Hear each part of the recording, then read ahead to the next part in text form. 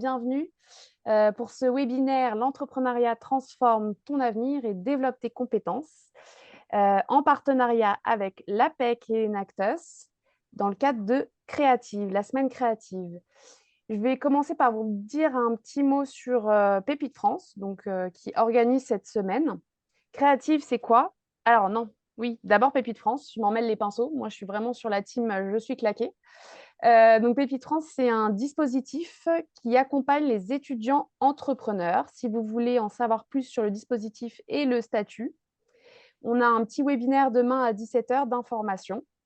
Donc surtout, n'hésitez pas à vous inscrire. Je vais vous mettre le lien d'inscription dans la discussion juste après ça.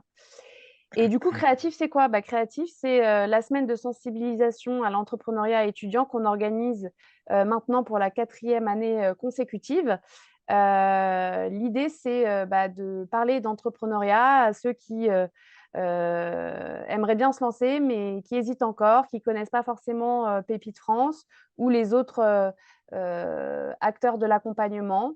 Voilà, donc ce soir, on va parler de compétences entrepreneuriales, donc ça tombe bien. Je vais laisser la parole à Jean-François, c'est parti. On va pouvoir commencer. Alors bonsoir à tous. Donc Jean-François Eiffel, je travaille à l'APEC. Je suis en charge des partenariats, certain nombre de sujets, l'international, la création d'entreprises, les formes alternatives d'activité, l'emploi au féminin, le handicap et les discriminations. Voilà. De façon très rapide. Aujourd'hui, donc, nous allons voir ensemble les différents champs qui sont les champs de l'entrepreneuriat et des compétences qui sont possibles. Donc, je vais vous donner quelques chiffres hein, pour démarrer. Voilà, comme ça, vous aurez un peu une vision de ce qui se fait. Aujourd'hui, on est en chiffres, hein, c'est 1 million environ de nouveaux d'entreprises qui ont été créées en 2022, ce qui fait à peu près 2% de plus que l'année dernière. On a aussi dans les typologies et surtout dans les structurations d'entreprises qui ont été créées, on voit qu'il y a aussi des zones hein, qui ont été privilégiées sur les dernières années, et de plus en plus d'ailleurs, hein. Zones d'aide finalité régionale et dans les QPV, les quartiers prioritaires de la ville, 74 000, ce qui est plutôt bien. Quand on regarde la totalité aujourd'hui des personnes qui sont dans l'entrepreneuriat de façon extrêmement large, c'est 15 millions de personnes en France, hein, ce qui est énorme, hein. Quand on regarde, par exemple, le nombre de cadres en France, c'est environ 5 millions. Donc, on voit qu'il y a finalement plus de gens qui sont dans l'entrepreneuriat que de personnes qui sont sur un statut qui est un statut cadre. Donc, c'est plutôt un chiffre qui est bon. Alors, ça englobe beaucoup d'éléments hein, dans l'entrepreneuriat. Il y a beaucoup de choses qui sont intégrées. Alors, on est aujourd'hui sur une répartition qui est à peu près globale entre les hommes et les femmes. Plus jeune, il y a plus de femmes qui créent et plus on monte en âge, moins il y a de femmes et plus il y a d'hommes. Voilà, on a un peu cette typologie-là. Et puis, la population se rajeunit de plus en plus. C'est-à-dire qu'on a aujourd'hui une population de moins de 30 ans qui est plus encline ou enclin plutôt à créer de l'entreprise et à se lancer dans l'entrepreneuriat, ce qui n'était pas du tout le cas il y a encore une quinzaine ou une vingtaine d'années, ce qui est plutôt un très bon signe, à la fois pour l'économie, puis à la fois pour la dynamique hein, que ça peut créer. Sur les thématiques qui sont aujourd'hui assez tendances, on va dire, parce qu'on peut appeler de tendance. Vous avez naturellement tout ce qui est les métiers à impact hein, et toute la création dans l'impact. Vous avez la création qui est dans les secteurs qui sont spectacle, activité, activité autour de l'art, voilà. Et naturellement aussi beaucoup tout ce qui est accompagnement et soutien aux entreprises. Voilà, pour vous donner quelques éléments. Si on avance sur le sujet, on est aujourd'hui de compétences et de placement aujourd'hui tel qu'on peut l'avoir. Tu peux avancer si tu veux bien. On peut être aujourd'hui sur une idée qui est principale. Aujourd'hui, devenir entrepreneur, c'est déjà avoir l'esprit d'entreprise. L'esprit d'entrepreneur, c'est le premier élément qu'il faut avoir en tête. faut déjà avoir, là je dirais pas qu'il faut avoir un grain, mais qu'il faut déjà avoir cette volonté et cette dynamique-là qui est extrêmement importante. Trois stades peut être intéressant et important de regarder. Mesurer les enjeux et soutenir le projet. Ce qui est important, c'est dans son projet professionnel d'identifier les éléments qui sont les éléments d'entrepreneuriat. Aujourd'hui, il y a des personnes qui vont être plutôt dans un environnement ou plutôt dans une dynamique qui va être dynamique de salariat, ce qui est très bien, il y a pas de souci. Des gens qui vont être plutôt sur l'entrepreneuriat, et puis il y a des gens qui vont faire les deux, c'est-à-dire qui vont être aussi sur de l'entrepreneuriat, mais également sur du salariat. Souvent, d'ailleurs, c'est un moyen aussi de démarrer, de débuter, qui est de se dire, je suis salarié dans une structure et je me lance au fur et à mesure. Et lorsque finalement un niveau qui est un niveau suffisant, bah, finalement, je switch et je reste plutôt sur le côté entrepreneuriat. Rompre l'isolement, ça c'est un élément qui est extrêmement important parce que je pense que si vous avez rencontré des entrepreneurs, c'est souvent un des risques, c'est-à-dire que on reste un petit peu avec son projet, son idée, on avance tout seul, on reste un peu tout seul, et puis lorsqu'on est entrepreneur, souvent aussi on est un petit peu contraint ou forcé à cette solitude parce que on a finalement du mal un petit peu à avancer avec d'autres, et voilà, c'est un élément qui est important aussi à avoir en tête. Et un des points qu'on peut aussi marquer, c'est la structuration de la démarche. Moi, je parle toujours en termes d'image, je ne sais pas si c'est la bonne, mais du système entonnoir, d'aller du général vers le restreint.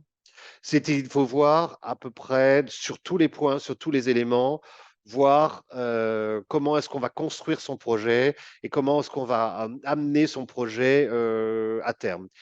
Construire toujours sur le même principe. On construit comme une maison, d'abord pour les fondations pour aller jusqu'au toit. C'est-à-dire qu'on va voir les premiers éléments et au fur et à mesure, eh ben, on va faire évoluer sa démarche. Tu peux avancer si tu veux bien. Alors, la préparation du projet est essentielle. Quand je dis ne pas hésiter à se faire accompagner, c'est même non négociable, si j'osais. Aujourd'hui, quand on regarde, il y a environ entre 20 et 30 des entreprises qui ne passent pas les 3 ans. C'est les chiffres qui sont donnés. Et aujourd'hui, une personne qui se fait accompagner, on a des taux de transformation qui sont de l'ordre de 80 à 90% à 3 ans. J'étais ce matin une intervention avec des partenaires de la création d'entreprise dont vous avez probablement dû entendre parler, qui sont le réseau Entreprendre, la BGE, enfin voilà, tous ces supports-là. Leurs chiffres sont vraiment très, très, très importants. Donc, il existe sur le sol français, hein, c'est assez une spécificité française qui n'existe pas. Comme je fais un peu d'international, je connais un peu le sujet sur l'international. Donc, il existe sur le sol français des accompagnateurs ou des structures d'accompagnement, dont Pépite hein, sur les jeunes diplômés, mais après, vous pouvez aussi aller vers d'autres, hein, l'APEC ou d'autres, hein, on en parlera aujourd'hui, mais n'hésitez surtout pas à vous faire accompagner. C'est souvent une partie de l'accompagnement qui est gratuite et après, il y a une partie de l'accompagnement qui est prise en charge ou du moins qui peut être financée ou finançable en fonction de votre statut et autres. Donc, il ne faut vraiment pas hésiter à pousser les portes, à aller rencontrer des gens et faire un picking entre les différentes structures en disant bah, finalement, j'ai rencontré telle et telle personne et je préfère être accompagné sur tel et tel projet. Le potentiel entrepreneur, on en a parlé, mais est-ce que c'est une nouvelle posture professionnelle? Oui. En termes de recruteur, alors là, je ne vous parle pas en tant qu'APEC, mais en tant qu'ancien DRH ou recrutant toujours, voilà. C'est important, notamment en termes d'évolution professionnelle, c'est-à-dire que l'entrepreneur, c'est quelqu'un qui est une forme d'autonomie et qui est en capacité de gérer le stress, de gérer des situations qui sont difficiles, de prendre en charge des éléments qui ne sont pas prévus. Voilà, il y a vraiment une forme d'autonomie. Et sur certains postes, notamment les postes qui sont les postes managériaux, les postes de restructuration, voilà, ou quel que soit le poste, c'est une posture qui est vraiment très appréciée par les recruteurs. La création d'entreprise, c'est pas un fil droit. C'est-à-dire que ça évolue. on en parlera peut-être tout à l'heure avec la personne qui va présenter sa création d'entreprise, mais à chaque moment, il faut reprendre les bases, c'est-à-dire j'en suis où, sur quoi j'ai avancé, là j'ai pas avancé, je reprends. Est-ce que finalement la législation a changé? Est-ce que ma structuration a changé? Est-ce que voilà, donc toujours être, on va dire, à niveau pour être sûr que la création avance. En parallèle ou en même temps, c'est toujours identifier les acteurs de relais. Ça, c'est extrêmement important sur le financement, sur le business plan, sur, voilà, sur tout ce qui peut exister. Si vous voulez faire un accompagnement sur une telle structure sur le business plan, il faut vraiment avoir l'identification des acteurs. Et aujourd'hui, si vous tapez avec Google Mon Ami, avec vos deux doigts, les acteurs de la création d'entreprise, vous allez trouver tout le panel qui existe. Et il y en a certains qui sont plus sectorisés, si ça peut vous intéresser. Vous avez certains acteurs qui sont plutôt sur l'entrepreneuriat au féminin. Il y en a qui vont être plutôt sur l'entrepreneuriat dans le QPV. Il y en a qui vont être spécialisés dans l'entrepreneuriat pour les personnes en situation de handicap. Voilà, donc il faut vraiment avoir tous ces relais-là qui vont vous aider à l'avancement de votre projet. La validation en amont des points personnels. Alors, définir, naturellement, évaluer son idée, ça c'est très important. L'idée en tant que telle, ça peut être la meilleure du monde si vous la partagez avec personne et si vous la faites évaluer par personne, ça n'a aucun sens. J'utilise souvent cet exemple. À l'APEC, on a accompagné un des créateurs du Bon Coin. J'utilise toujours cet exemple-là parce que finalement, il était tout seul dans son bureau et il imaginait, bon voilà, le fait d'en avoir parlé à d'autres et finalement évaluer son idée a montré qu'elle pouvait avoir un impact. Et d'ailleurs, la preuve, c'est que 15 ans plus tard, ils existent toujours et ils sont quand même leaders sur une partie de leur marché, notamment aussi sur le recrutement sur lequel ils ont avancé alors que ce n'était pas prévu. L'identification des clients, alors pour moi, ça c'est essentiel. Quand on est dans des interventions et lorsqu'on reçoit des personnes en création d'entreprise, c'est souvent, mais comment je trouve mes clients? C'est qui mes clients? Ça, c'est au préalable. Vous avez une idée, vous avez un projet, vous avez un produit, on va l'appeler comme ça. Ce produit, il va pour qui? Il est pour qui? Et ça, c'est essentiel dès le démarrage de bien réfléchir à l'identification de vos clients parce que si, comme tout à l'heure, vous avez une idée, l'idée est essentielle, elle est importante et vous y croyez, sauf que derrière, vous n'avez pas de clients, ça ne marche pas. Parce que derrière, client, ça veut dire que rémunération, voilà, et savoir quelle est aussi votre limite de rémunération par rapport à ça. Donc, l'identification du client est absolument essentielle. Chiffrage du projet. Et là, rentre dans le chiffrage de projet des accompagnements qui peuvent être, je ne sais pas si on en parlera aujourd'hui, mais vous avez des prêts d'honneur, vous avez les banques, vous avez des fois des prêts familiaux. Enfin voilà, vous avez aussi cette capacité à pouvoir évoluer. Et puis, ce chiffrage du projet est extrêmement important. On ne chiffre pas une création d'entreprise quand on l'estime à 20 000 euros que lorsqu'on l'estime à 1 million d'euros. Je fais un grand écart qui est très large, mais c'est pour vous donner cette idée-là. Les financements ne sont pas les mêmes et l'implication personnelle dans le financement n'est pas la même en fonction du chiffrage qui va être le vôtre. Et les recherches de financement, aujourd'hui, on en trouve pas mal et il y a pas mal de structures. Sur les structures un petit peu complexes, vous pouvez avoir la DIV, vous pouvez avoir des financements qui se font par les prêts d'honneur, vous avez Initiative France. Vraiment, il y a aujourd'hui pas mal de structures qui peuvent exister. Et ça aussi, il faut le savoir, c'est une spécificité franco-française de l'accompagnement et notamment des financements peuvent être une partie des financements privés et des financements publics. Il y a beaucoup de pays où ça n'existe pas. Et puis, la réflexion sur le statut juridique. Si vous pouvez vous faire accompagner, notamment par l'ordre des experts comptables, où il y a une partie qui est gratuite aussi, au moins sur une partie, c'est le bon choix aussi par rapport à votre environnement, par rapport à l'idée que vous avez, par rapport à l'ampleur que vous allez lui donner. Le statut juridique est une chose qui est extrêmement importante à avoir en tête, tout en sachant que un statut juridique peut changer. On peut commencer par une SASU, alors je ne vais pas rentrer dans les détails parce que voilà, pour finalement aller vers une SARL quelques années plus tard. Voilà, donc le statut, dans un premier temps, peut être important. C'est une réflexion qu'il faut avoir. Vérifier les différents statuts qui peuvent exister. Faites-vous accompagner aussi parce qu'il peut y avoir des éléments financiers par rapport au statut juridique, même aussi par rapport à votre propre statut à vous, le cas échéant, qui peut avoir un impact sur des allocations chômage ultérieurement, voilà, peut y avoir aussi cet impact-là. Tu peux passer à la suivante si tu veux bien. Oui. à la slide Oui, suivante, on a déjà une question. oui. Et puis moi, j'aimerais bien savoir parmi les participants qui est accompagné et par quel réseau. Si vous pouvez répondre en discussion, ça pourrait être intéressant pour nous de le savoir. Et donc la question, ça vient de Daphné, qui Oui. aimerait qu'on définisse le terme d'acteur relais. Alors, acteur relais, merci Daphné, c'est toute structure qui est en capacité de pouvoir vous accompagner toute ou partie de votre création d'entreprise et ou toute ou une partie des éléments qu'on a mentionnés. Est-ce que les relais, ça peut être un relais qui va être exclusivement sur le financier? Est-ce que ça va être un relais qui va être exclusivement sur le business plan? Est-ce que c'est voilà, les relais, ce sont toutes les personnes et structures qui peuvent vous accompagner tout au long de la création d'entreprise et même après. Parce que au-delà de la création d'entreprise, peut aussi être important de continuer. Par exemple, chez nous, à l'APEC, on peut aussi accompagner des gens qui ont déjà créé une structure depuis quelque temps et qui ont besoin d'avoir cet effet miroir. Parce que souvent, quand je parle de solitude tout à l'heure, c'est bien d'avoir un acteur extérieur finalement qui a ce regard extérieur et ce regard miroir. Super, merci pour ta réponse. Encore une question. Oui. Est-ce qu'il y a un statut plus spécifique pour les personnes en situation de handicap? Non, il n'y a pas de statut spécifique pour les personnes en handicap. Si je peux faire de la pub, il y a une structure qui s'appelle HUP. H, comment on dit ça en français?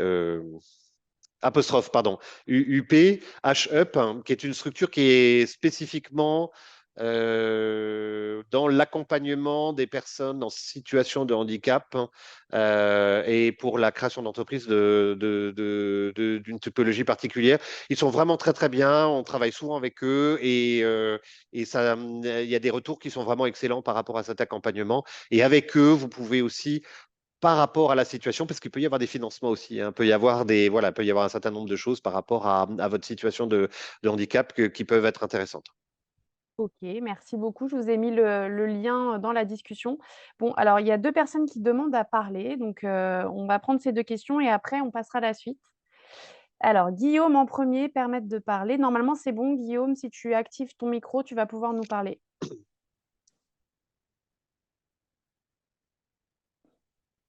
C'est pour la liste des. Guillaume souhaitait la liste des relais, c'est ça? Alors C'est lui? c'était, non. Non, d'accord. Parce que si la liste des relais, le meilleur support, c'est BPI Création. Ouais. Vous allez sur BPI Création, vous avez la liste des relais qui marchent très très bien. D'ailleurs, on a fait mardi, un webinaire avec BPI, n'hésitez pas à regarder, le replay car c'était sur les grandes étapes de la création d'entreprise. Du coup, Guillaume apparemment, ça marche Ça ne pas. fonctionne pas. C'était quoi sa Alors, question, du coup, je je ne sais peux. pas, il voulait prendre la parole. Sinon, je vais donner la parole à Ekp. Désolée si j'écorche ton prénom. Tu peux parler si tu veux. Si ça fonctionne. Si ça fonctionne. Bah, Bon, sinon, sinon, il le tape sur le chat. oui, Voilà, si ça voilà, fonctionne n'hésitez pas, pas ouais. à poser vos questions, dans le chat. OK, il y a plein de questions là. On va continuer et puis on gardera quelques questions, pour après. Parce que là, ça fuse dans tous les sens. Tu as du succès, Jean-François. Je ne sais pas si c'est des succès, mais je peux répondre. Oui, alors après, on peut aller rapidement hein, sur les compétences transférables, parce que là, je pense que vous avez des questions qui sont des questions assez pratico-pratiques, mais on parlait de compétences. Voilà, l'important, c'est les compétences transférables, hein. Je suis entrepreneur, je vais vers le salariat, suis du salariat vers la création d'entreprise.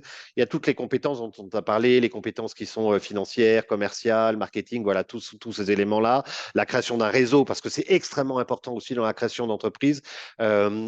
J'ai cru voir le mot incubateur qui apparaissait quelque part. Je ne sais pas si c'est toi, Manon, qui a fait apparaître ou autre, mais j'ai vu qu'il y avait le mot incubateur quelque part. Donc, c'est important d'aller soit dans des tiers-lieux, soit d'aller auprès d'incubateurs. Ça, c'est extrêmement important aussi d'avoir un réseau de créateurs. Et je pense que c'est essentiel aussi dans l'évolution parce que quand on crée une entreprise, l'essentiel, c'est de la faire évoluer hein, et de la faire grandir. Et donc, du coup, c'est aussi par ce réseau-là qu'on la fait grandir. C'est pas en restant chez soi tout seul dans l'Allier ou autre. J'ai rien contre l'Allier, hein, bien au contraire, mais ça peut être aussi important et intéressant d'avoir ces relais-là. Voilà. Puis après, vous avez un certain nombre de compétences que j'ai mentionnées, les soft skills et les autres. Donc, vous les regarderez. Si on continue juste comme ça, on peut prendre après les questions peut-être pour aller assez rapidement sur les choses. Je vous ai mis la suivante, c'est de mémoire, c'est l'offre de service de l'APEC, je crois. Sauf si tu ne dis le contraire, Manon, si tu avances. Voilà. Très rapidement, sur l'APEC, les services de l'APEC sont gratuits, hein. C'est de l'accompagnement, c'est de l'individuel et du collectif, c'est en présentiel ou en distanciel. C'est comme vous le voulez, c'est à vous de vraiment de choisir. L'idée, c'est vraiment de vous accompagner sur le projet, hein. On va vous accompagner sur ce projet-là, à la fois sur l'individuel, l'accompagnement sur le devenir entrepreneur. On est vraiment sur quelque chose qui se fait en fonction du cahier des charges qui va être le vôtre et en fonction de là où vous en êtes. Peut y avoir des gens qui viennent chez nous en disant voilà, je voudrais créer.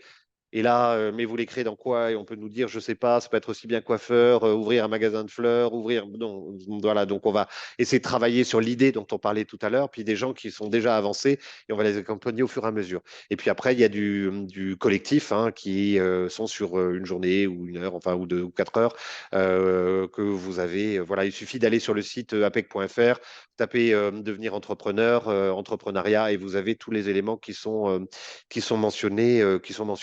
Voilà. Je vous invite à y aller et à vous connecter et ensuite voir ce qui peut correspondre à votre demande et vous rencontrerez un consultant, comme dit, en individuel, collectif et en présentiel ou en distanciel en fonction de ce que vous voulez.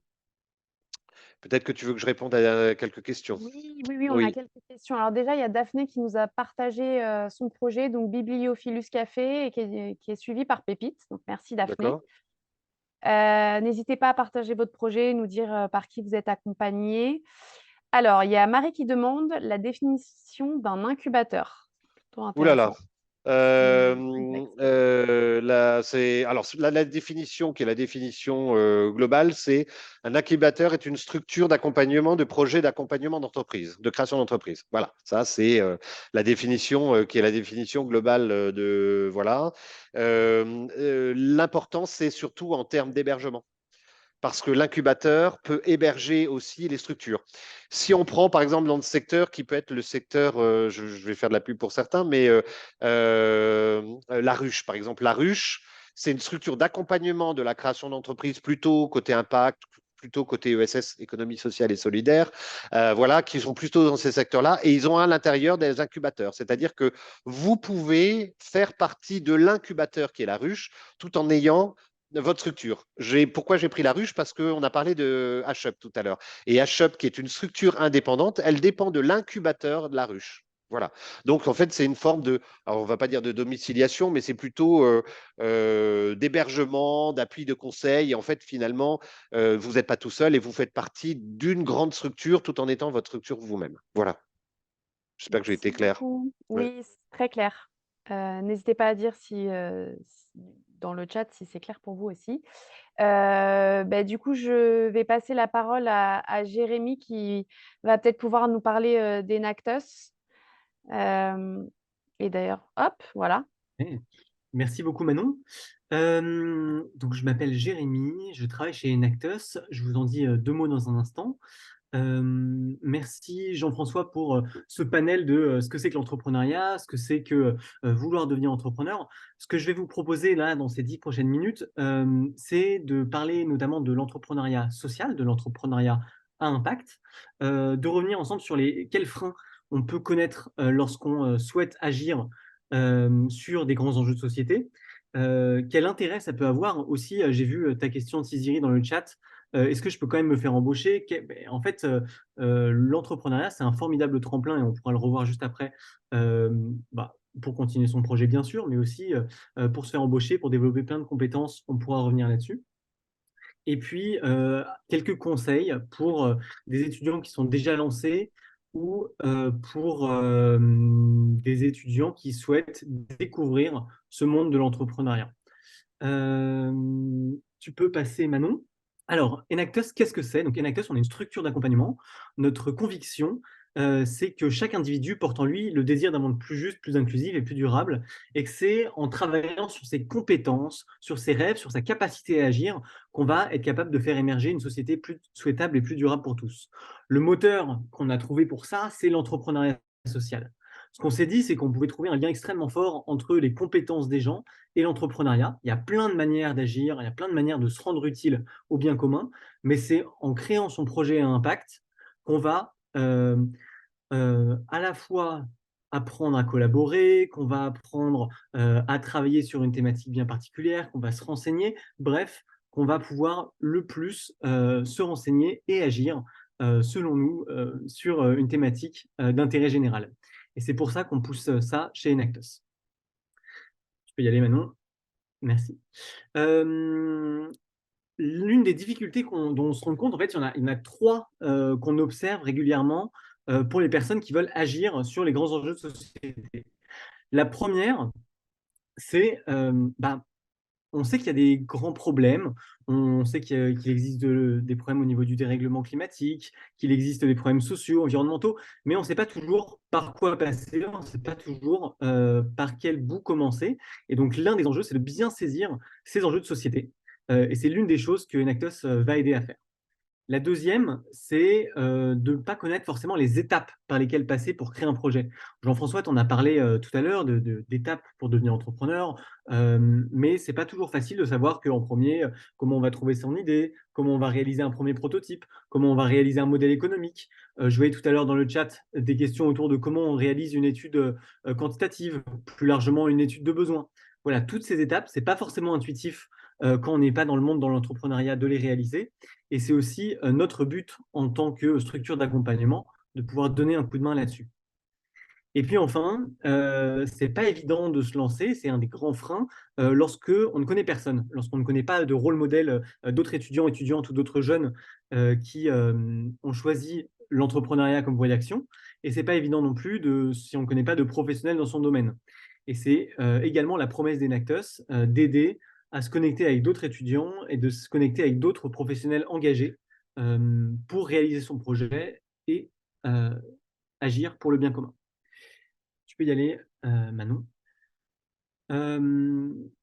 Entreprendre, c'est également extrêmement riche parce que, et d'autant plus lorsqu'on décide d'agir sur un grand enjeu de société.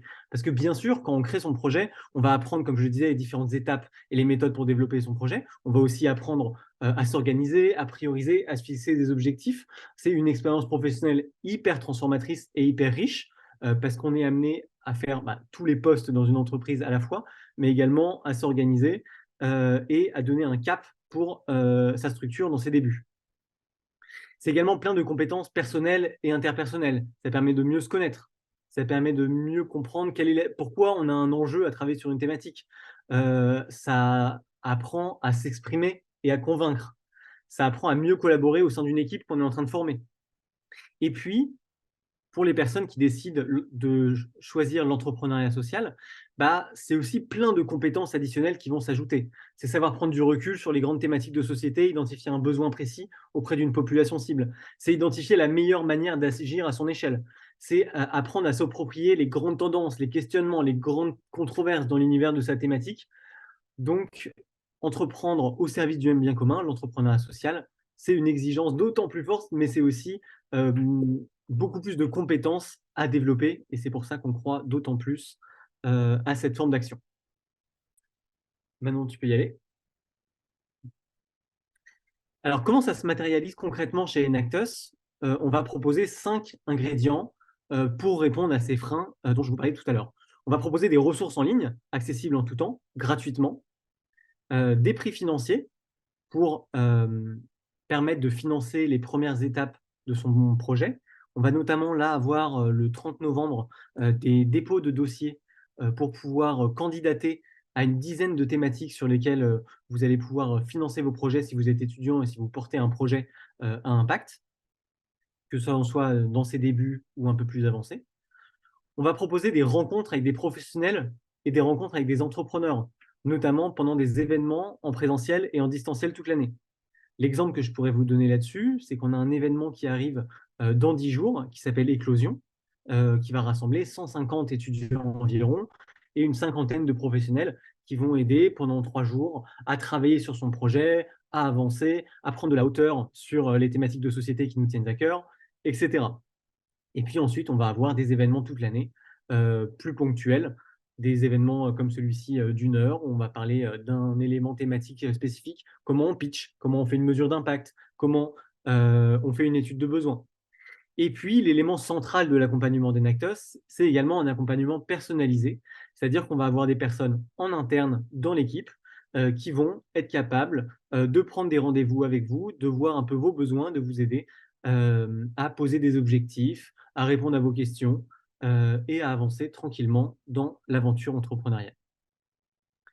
Est-ce que il y avait une petite question tout à l'heure et je voulais revenir dessus, Ouais, à laquelle j'ai répondu dans le chat. On me demandait en fait si on pouvait se faire accompagner et par Pépite et par l'APEC. ouais. Est-ce que c'est cumulable? Bah oui, c'est cumulable même avec les autres acteurs de l'accompagnement, notamment Enactus avec qui Pépite France travaille aussi. On accompagne beaucoup d'étudiants entrepreneurs en commun. Jules en est l'exemple, il vous en parlera tout à l'heure. Mais voilà, je voulais préciser ça, les 2 ne sont pas incompatibles et même au contraire, très complémentaires et en fonction du stade d'avancement de votre projet également. Donc surtout n'hésitez pas à aller voir ailleurs, là, c'est permis, si je puis me faire une petite blague. Oui, on n'a pas de chauvinisme dans les structures d'accompagnement, on partage.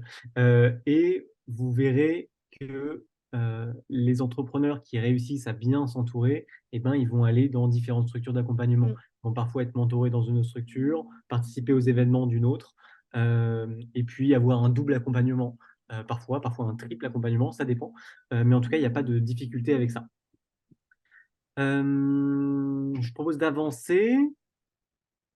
Hop. Alors peut-être 3 petits conseils pour se lancer, ou pour, avancer sur son projet avant de passer la parole à Jules. Le premier, comme on l'a dit et répété, c'est être accompagné. Se lancer seul, c'est sympathique, mais d'autant plus que les structures d'accompagnement sont souvent gratuites, ou en tout cas dans un format freemium où on commence gratuitement et on continue, en rémunérant la structure. Très souvent, vous pouvez, et notamment quand vous êtes jeune, heu, vous lancer en étant accompagné gratuitement et avoir plein d'opportunités, de rencontres de professionnels, de financement de son projet, et cetera. La seconde, c'est de s'engager à son juste niveau. Ce que je veux dire par là, c'est que l'aventure entrepreneuriale, quand on est étudiant, c'est une formidable occasion, parce qu'on a souvent plus de temps. On a parfois encore le soutien, davantage de bourses ou du soutien de ses parents quand on a de la chance, et du coup, c'est un moment de la vie qui est particulièrement propice à se lancer, parce que même si on se casse la gueule, c'est pas très grave, entre guillemets, on peut plus facilement se relever, que lorsqu'on, se lance quand on est plus âgé.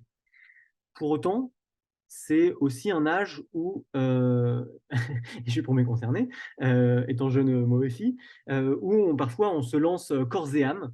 Là, mon conseil principal, ça serait de voir à quel point on a envie de se lancer et d'attribuer du temps proportionnellement à l'importance de son projet. Si on a envie d'y mettre 10 heures par jour, c'est possible. Attention au burn-out, attention au burn-out entrepreneurial. Si on a envie d'y mettre 2 heures par jour, c'est OK. Dans tous les cas, ce qui est important, c'est d'être tout à fait aligné entre son intention de création d'entreprise et le temps qu'on y passe réellement.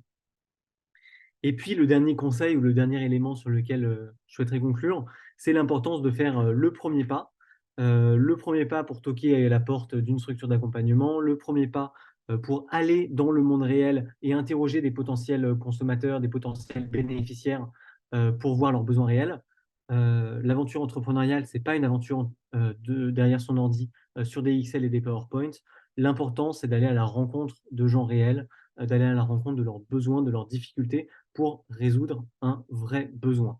C'est peut-être le mot sur lequel j'aimerais conclure. Merci Jérémy. Tu parlais de se casser la gueule, justement. On n'a pas forcément trop abordé cette partie-là, mais se lancer en tant qu'entrepreneur, c'est aussi parfois faire face à l'échec. Et souvent, c'est assez négatif, en fait. C'est perçu négativement. Qu'est-ce que tu en penses, toi? Qu'est-ce que tu pourrais leur dire? Et même Jean-François, si tu as un avis sur ça. Ouais, peut-être une première piste de réponse, c'est que le projet, c'est qu'un moyen, c'est pas une fin en soi. La fin en soi, en tout cas pour nous chez Enactus, c'est de se développer en tant qu'individu, c'est d'agir pour la société, c'est de se rendre utile. Mais le projet, s'il peut faire un bout de chemin et servir à quelque chose, tant mieux. S'il se plante à un moment, eh ben, tant pis, on aura appris en chemin. Donc c'est une première piste de réponse. Et la seconde, c'est que en fait, dans tous les cas, on ne fait jamais ce qu'on a prévu. Tant en termes d'idées de projet, souvent dans les premières étapes, on va avoir une première idée qui est très fixe et puis en fait, on va changer rapidement. Donc c'est OK de bifurquer, c'est OK de changer, c'est OK de se planter. Dans tous les cas, l'aventure n'est pas celle qu'on croit au départ. Oui, je suis complètement d'accord avec Jérémy, hein. De toute façon, aujourd'hui, l'échec en tant que tel on n'a pas une vision négative, hein, de l'échec, hein. C'est la répétition de l'échec, ce qui est souvent négative, mais l'échec en tant que tel est plutôt pris aujourd'hui comme voilà, une avancée et une capacité de dire, c'est pas un échec. Enfin, moi, je prends pas ça en termes d'échec, mais c'est plutôt comment être en capacité de rebondir. C'est ça qui est important derrière, c'est-à-dire d'avoir une idée, mais bah, finalement, ça n'a pas fonctionné, c'est pas très grave. Comment je rebondis derrière et qu'est-ce que j'en fais? Merci Jean-François. Peut-être Jules, tu as un avis sur la question, toi qui es entrepreneur et au cœur du sujet. Ouais, bah, carrément. Après, je pense, j'en parlerai peut-être au moment où je parlerai, mais c'est vrai que l'idée des échecs, ça va arriver, hein, c'est sûr. Je connais personne à qui c'est pas arrivé. Donc, il y a des plus petits échecs, des plus gros, mais souvent, il y a toujours moyen de rebondir. Après, c'est pas possible de le faire indéfiniment, hein, donc forcément, mais au moins, ça permet souvent de vraiment restructurer le projet, réorganiser, de reposer les bases. C'est toujours, enfin, ça apporte, ça fait énormément grandir le projet, en fait, parce qu'entre-temps, on s'en rend pas compte, mais enfin, on a pris en maturité, on a appris tellement de choses, en fait, que ce soit bah, par l'expérience ou même les structures d'accompagnement. Au début, on est parti d'une idée sans vraiment de base, de connaissance du marché, etc. Et ensuite, entre-temps, vous avez appris à le connaître, en fait, ce marché, et vous avez compris les besoins qui se situaient par rapport à ça. Donc ouais, mais peut-être j'en parlerai un peu après, quoi. Ça marche. Bah écoute, je te laisse du coup te présenter par la même occasion. Ouais, bah du coup, voilà, je m'appelle Jules Galliot et je suis le président de Spring, le réseau solidaire. Euh, Ça fait un moment que j'ai eu l'idée de ce projet. Et bah, pour moi, de mon côté, il y a eu le confinement. Donc, c'était une idée que j'avais depuis un moment, ce projet. C'était à la base un réseau social spécialisé dans le monde associatif. Bon. Et donc, pendant le confinement, j'ai fait un peu mon business plan. J'ai postulé à un pépite, au pépite de Sorbonne Université, où, bon, du coup, je voulais voir si j'allais être accepté ou pas. Et j'ai été accepté, et là, bah, c'était super, la fête, incroyable, la première reconnaissance, en fait, que quelqu'un de l'extérieur vient faire à son idée. Ça, c'est un sentiment assez particulier. Et donc, voilà, pour moi, le monde était ouvert devant moi. Et bon, petit à petit, bah, j'ai commencé à me renseigner, à apprendre, et même juste peu de temps après, à rejoindre Enactus, qui est du coup spécialisé dans l'entrepreneuriat social. Et bah, on se rend compte en fait que là, on accède à un univers qui est très, très développé et donc il y a beaucoup de structures qui peuvent vous accompagner et c'est essentiel d'être accompagné, que ce soit au niveau des moyens humains et financiers que vous avez, quoi. Donc ouais, là on parlait d'échecs. Moi, du coup, je suis venu avec mon réseau social. Je l'ai développé tout seul dans ma chambre. D'ailleurs, maintenant, j'ai des lunettes depuis parce que, bah, à force de coder dans le noir. Mais en tout cas, bon, voilà, j'ai développé l'application. J'ai même développé des partenariats avec des associations. Donc super. Et la plateforme se lance et bah, je vois que j'ai pas eu du tout le nombre d'utilisateurs ni de bénéfices que j'avais projeté. Donc là, je commence à réfléchir tout le projet, etc. Euh, et en fait, je me suis rendu compte que ma solution, elle était particulièrement adaptée à une offre spécifiquement pour les entreprises, en fait, pour proposer aux entreprises des missions de mécénat financier local et participative avec les salariés. Donc le mécénat, hein, c'est quand une entreprise va venir globalement faire un don, qui soit physique ou matériel, à une association. Ça peut être aussi du mécénat de compétences, mais là on est dans autre chose. Mais en tout cas, voilà. Donc j'ai vu qu'en fait, j'avais une offre. Le marché n'a pas répondu parce que, bah, comme beaucoup d'entrepreneurs, je me suis projeté dans un marché où j'ai peut-être pas eu assez de connaissances là-dedans, hein, parce que quelques statistiques ne suffisent pas, en fait. Hein. L'étude de marché, c'est vraiment quelque chose de très complexe à faire, mais qui est essentiel. Et ça prend du temps, c'est très fastidieux, mais c'est vraiment important. Mais en attendant, à partir de là, j'ai pu reswitcher une toute nouvelle cible, parce que là, c'était les entreprises, et pourtant, et pourtant, ça fonctionne. Donc là, j'en suis encore au début de ce projet, mais tout ça pour dire que l'idée, c'est que il faut pas avoir peur. Hein. C'est les échecs, bah, il va y en avoir. Mais ce qui est pour moi surtout important, c'est de bien commencer, de bien poser ses bases dès le début, parce que je pense qu'on peut vite partir dans. En fait, on a tellement d'idées au début dans un projet, on est tellement plein d'espoir, on voit notre projet en grand et d'une certaine manière, poser un cadre très défini, ça peut que vous aider pour la suite, en fait. Merci Jules. Et en parlant de compétences, parce que c'est la thématique de ce webinaire, depuis que tu as commencé cette aventure entrepreneuriale, est-ce que tu as développé des compétences? Qu'est-ce que tu as mobilisé au début? Est-ce que te faire accompagner, ça t'a aidé aussi? Voilà, Ouais, bah non, oui, les compétences, bah, il y a pas mal de moments où je me suis retrouvé globalement à faire 5 métiers à la fois. Hein. Faut être ambivalent, faut en effet aimer découvrir de nouveaux sujets. Mais oui, bah, la montée en compétences, elle est, personnellement, moi, je la voyais. Je la voyais de mois en mois. Je voyais que je devenais euh, de plus en plus spécialiste de différents sujets, que ce soit aussi bien dans la gestion d'équipe, que ce soit dans le développement logiciel personnellement, mais même en fait on commence à apprendre beaucoup d'aspects juridiques, de comptabilité. En fait, on devient un couteau suisse. Et ça, du coup, oui, la montée en compétences sur ce genre de sujet, c'est une conséquence qui est évidente et notamment bah, si vous y connaissez rien du tout, bah, la question sur les incubateurs, etc., c'est normal. Hein, c'est pas normal, entre guillemets, de connaître ce genre de termes en dehors de ce milieu. Bah, les structures d'accompagnement, en fait, bah, je parlais de cadre tout à l'heure, bah, là, on est totalement dedans, en fait. Hein. C'est grâce à ce cadre, grâce à cette structuration que, en fait, votre pourcentage de faisabilité de votre projet va augmenter, en fait. merci. Est-ce que Jérémy ou Jean-François, vous avez une question pour Jules?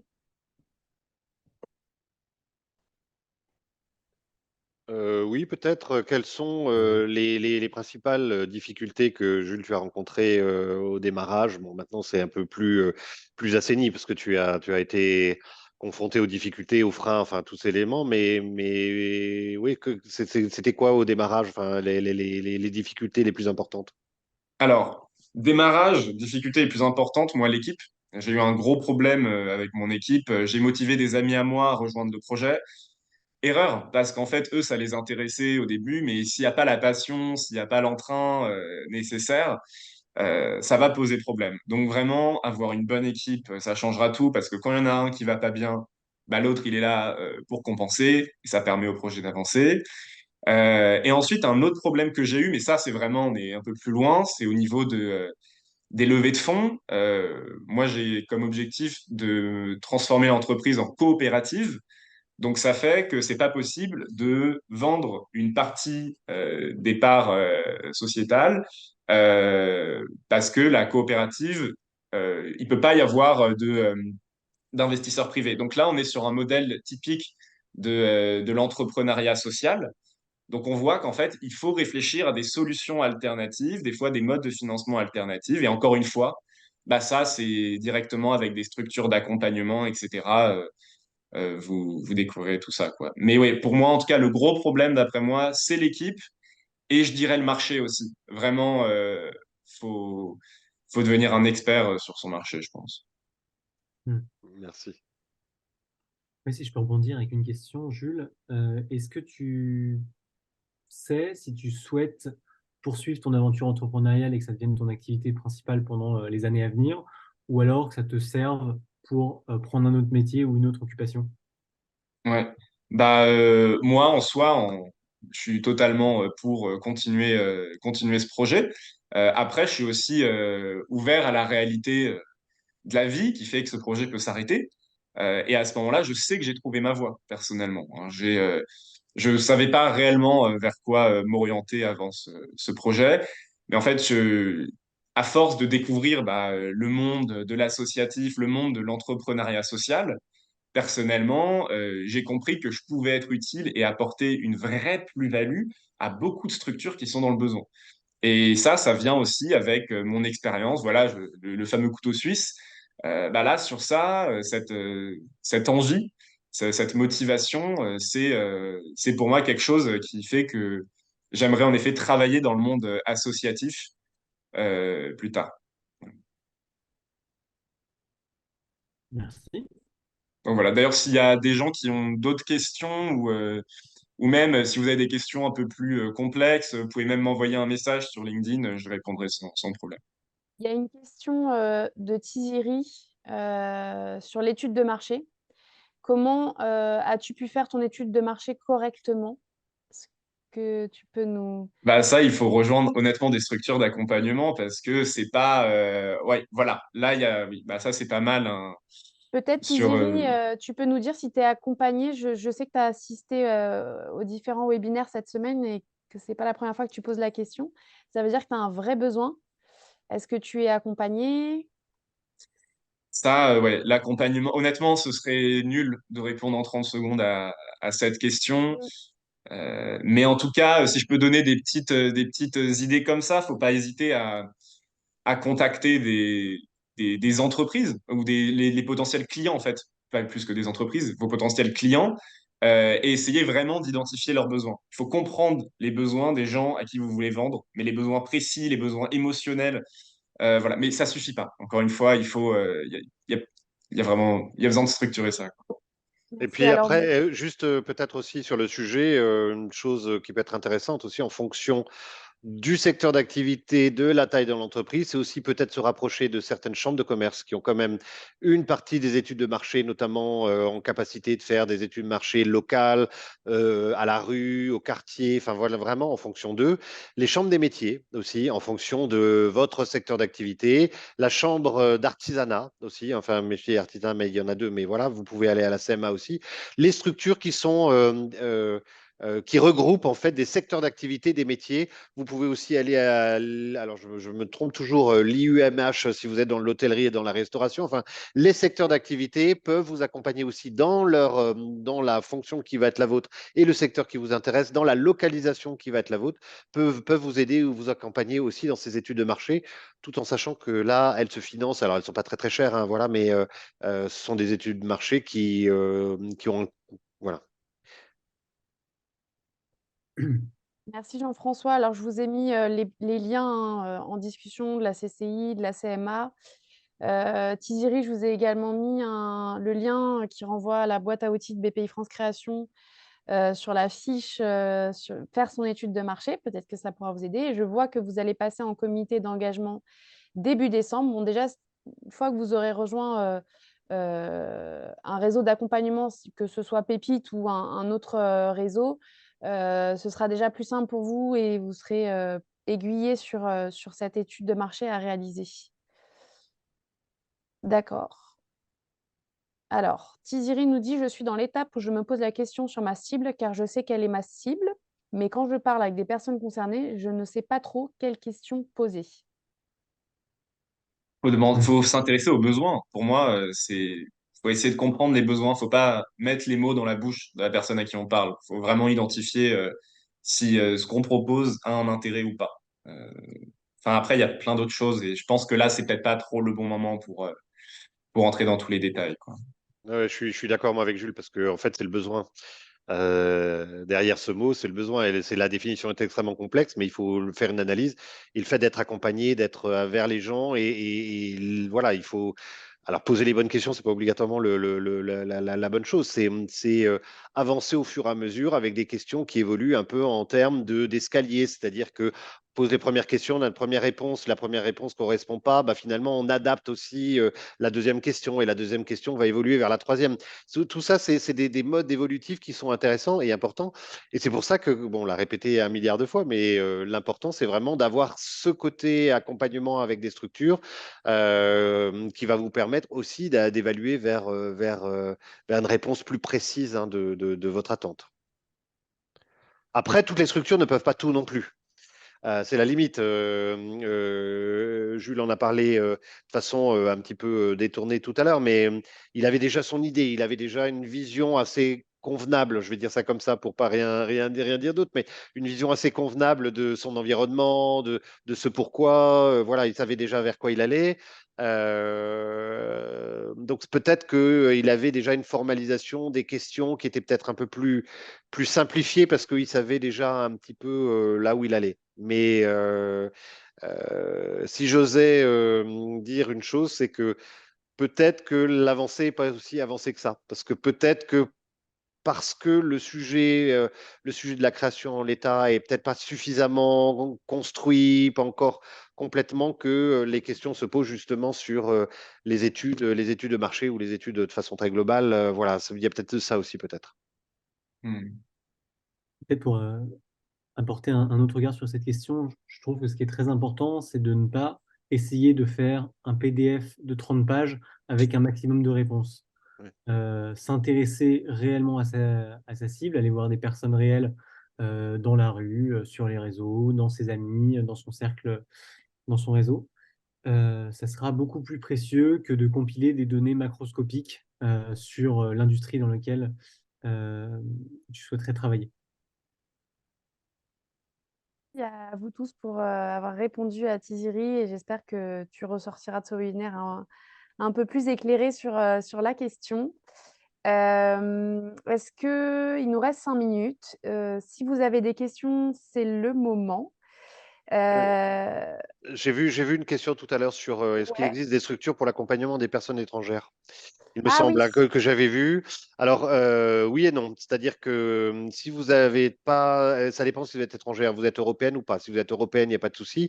Si vous n'êtes pas européenne, tout va dépendre du titre de séjour que vous avez, qui peut vous permettre ou pas de créer une structure. Euh, je vous donne mon avis. Hein. Je trouve qu'une des meilleures structures d'accompagnement des personnes étrangères, parce que la plus grosse difficulté, c'est les financements pour les personnes non françaises et non européennes, pour des raisons qui sont des raisons bancaires. Enfin voilà. C'est l'ADI, ADIE, qui aujourd'hui accompagne, je crois, entre environ 5000 personnes étrangères, enfin non françaises et qui ont la capacité de pouvoir ouvrir facilement un compte bancaire en France ou d'avoir voilà, des facilités. Et c'est eux aujourd'hui qui sont, à mon sens, les plus adaptés sur ces difficultés-là. Mais après, toutes les autres structures accompagnent sur les personnes qui sont les personnes étrangères. Et il existe, après, il faut valider, mais il y a un certain nombre de structures peuvent vous accompagner aussi en anglais, par exemple, si vous ne maîtrisez pas suffisamment le français. On aurait pu faire le webinaire en anglais, mais voilà. Mais si la question est la question aussi linguistique, on trouve aujourd'hui dans les structures des personnes qui sont en capacité de vous accompagner au minima en anglais. merci Jean-François d'avoir répondu à cette question que j'avais zappée. Excusez-moi. Est-ce qu'il y a d'autres questions? Est-ce qu'il y a d'autres questions? Est-ce possible de mettre les liens des structures? Eh bien oui, je vous les ai mis dans le fil de discussion, vous pouvez les récupérer. Et je peux même vous conseiller d'aller encore plus loin. Il y a un collectif qui s'appelle le collectif Cap Créa, à l'initiative de BPI France Création, dont Pépite France fait partie. Il y a 27 acteurs de l'accompagnement. Donc, n'hésitez pas, je viens de vous mettre le lien, n'hésitez pas à aller y faire un tour et regarder les différentes structures d'accompagnement. Toutes ne seront pas forcément adaptées à votre projet, à votre profil, mais parmi les 27, vous devriez trouver votre bonheur, je pense. Donc, n'hésitez Et, pas à aller fouiller. Je pense que c'est aussi une des compétences clés d'un entrepreneur, c'est de fouiller, trouver les infos. et ce qui peut être intéressant aussi dans les contacts que vous a donné Manon, BPI Création, vous pouvez aussi chercher par zone géographique. Et c'est ça qui est extrêmement intéressant. C'est-à-dire que même dans les localisations, que sont les localisations Paris, région parisienne, dans d'autres régions, hein, j'ai parlé de l'Allier tout à l'heure, si votre souhait c'est de créer une structure dans l'Allier à Moulins ou à Saint-Pourçain-sur-Bèze, je ne sais pas où, vous avez aussi la capacité de trouver des structures régionales qui sont spécifiques à la localisation ou au lieu où vous souhaitez créer votre structure. Tu as raison de le préciser, Jean-François, c'est hyper important. Pépite France, c'est un réseau national également, mais il faut savoir qu'on a 33 pôles, dont 28 qui sont en France métropolitaine et les 5 autres en Dromcom. Donc, vous pouvez vous faire accompagner absolument quasiment partout sur le territoire français. Donc, surtout, profitez-en, n'hésitez pas. Alors, bon, j'ai plus de questions. Peut-être comme ça, avant qu'on se quitte, une dernière question pour les participants. Est-ce que ce webinaire vous en a appris un peu plus sur l'accompagnement, les compétences? Et voilà, on n'a pas posé la question, mais je ne sais pas d'où vous partiez en termes de compétences et quelles étaient vos attentes par rapport à la thématique. Surtout, n'hésitez pas à nous écrire un petit mot dans le chat. Merci Marion, oui, c'est très chouette, ok. Donc Marion est contente. Et ben nous aussi, on est contents. C'était le but. Donc on vous enverra le replay dès demain. Pour ceux que ça intéresse, et il y a également une playlist des replays des webinaires de toute la semaine que je peux vous partager si ça vous intéresse. Bien sûr, j'ai pas le lien sous. Je vous ai fait une promesse, mais j'ai pas le lien sous la main. Voyons voir si je la trouve rapidement. Ah, on a une petite question alors. Avant de 59, il était moins une. Alors, et par rapport à l'embauche avec une licence en tant qu'entrepreneur? Le diplôme n'a rien à voir avec c'est pas une embauche, l'entrepreneuriat. L'entrepreneuriat, vous pouvez être embauché avec une licence, oui, et vous pouvez être entrepreneur avec une licence. Vous pouvez être entrepreneur. Il y a plein de gens qui sont entrepreneurs sans diplôme, hein. Il y a pas le diplôme n'est pas une obligation. Donc c'est deux choses différentes. L'embauche, le diplôme par rapport à votre embauche et la création d'entreprise. Votre niveau d'études est une base, c'est rien d'autre. Enfin, c'est rien d'autre. Ça vous permet d'eux, mais il n'y a pas d'exigence de diplôme minimum. Alors, je dis ça, pardon, parce qu'il y a certains métiers où vous avez une obligation d'avoir un diplôme particulier, d'avoir, par exemple, si vous créez dans l'immobilier, vous êtes obligé d'avoir une carte. Enfin bon, il y a des spécificités, mais vous le saurez à partir du moment où vous allez créer dans votre secteur d'activité. Jean-François, alors voilà, ça m'a laissé le temps de trouver ce petit lien pour la playlist avec tous les, les webinaires de la semaine. Donc, n'hésitez pas à aller regarder, piocher ce qui vous intéresse. Merci à tous d'avoir participé à ce webinaire, pour toutes vos questions. C'était hyper intéressant pour ma part. J'ai apprécié de passer ce moment avec vous tous. Merci beaucoup, Jules, pour ton partage d'expérience. C'était hyper intéressant aussi. Ça donne du concret, je pense, aux participants. Merci Jean-François et Jérémy pour votre participation. Merci, merci pour l'organisation à Pépite aussi. Avec grand plaisir. Et puis, on se retrouve l'année prochaine pour Créative numéro 5. Bonne soirée à tous et bon week-end un petit peu en avance. Et surtout, n'hésitez pas, demain, 17h, webinaire sur le statut national d'étudiant entrepreneur. Voilà. Merci à tous, bonne soirée. Merci soirée, à au revoir. tous, bonne soirée, au revoir.